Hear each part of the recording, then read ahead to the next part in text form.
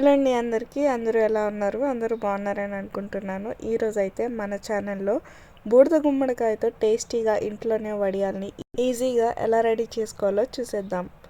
ముందుగా మనం బూడిద గుమ్మడికాయనైతే తీసుకోవాలి. ఇక్కడైతే మేము ఒక మీడియం సైజులో ఉన్న గుమ్మడికాయనైతే తీసుకున్నామండి.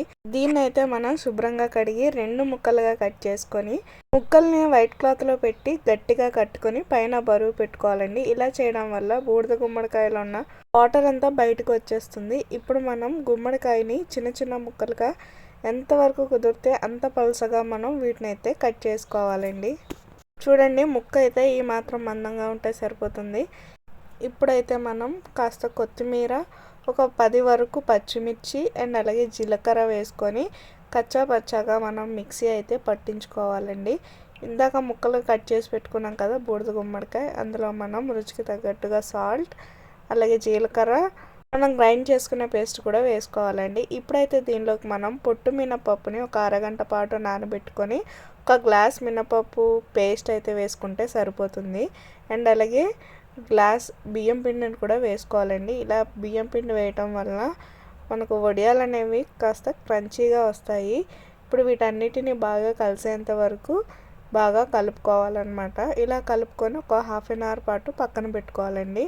హాఫ్ అన్ అవర్ తర్వాత వీటిని మనం వడియాలను అయితే వేసుకోవచ్చు. ఒక ప్లేట్ కానీ లేదంటే క్లాత్ మీద కానీ వేసుకొని వడియాలు అయితే వేసుకుంటే సరిపోతుందండి. ఈ గుమ్మడికాయలో చాలా మంచి ఔషధ గుణాలు అయితే ఉన్నాయండి. దీంట్లో మనకు విటమిన్స్, మినరల్స్, కాల్షియం, పొటాషియం ఇలా చాలా ఉన్నాయి. అండ్ అలాగే మనకు B3 కూడా ఉంటుంది.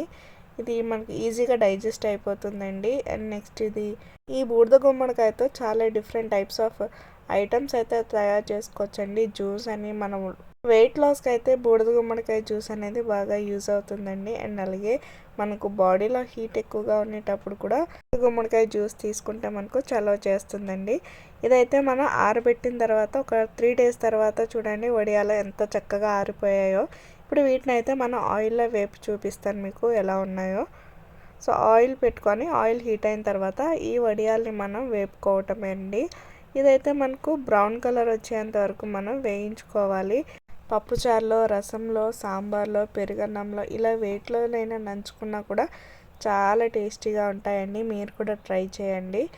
అండ్ ఇవైతే బ్రౌన్ కలర్లో వేగాలన్నమాట. చూడండి, ఈ విధంగా వేగితే సరిపోతుంది. వీటిని అయితే ఇప్పుడు మనం సర్వింగ్ ప్లేట్లో సర్వ్ చేసేసుకోవటమే. చాలా క్రిస్పీగా కూడా వస్తాయండి. మీకు అది కూడా చూపిస్తాను చూడండి. మన ఛానల్లో ఇలాంటి మంచి మంచి ఫుడ్ ఐటమ్స్ అయితే చాలానే ఉన్నాయి. ఒకసారి మన ఛానల్లో వీడియోస్ని అయితే చెక్అవుట్ చేసేయండి. మీకు కనుక మా వీడియోస్ నచ్చితే please do like, share and subscribe to కృపగారి వంటిల్లు. Thank you for watching.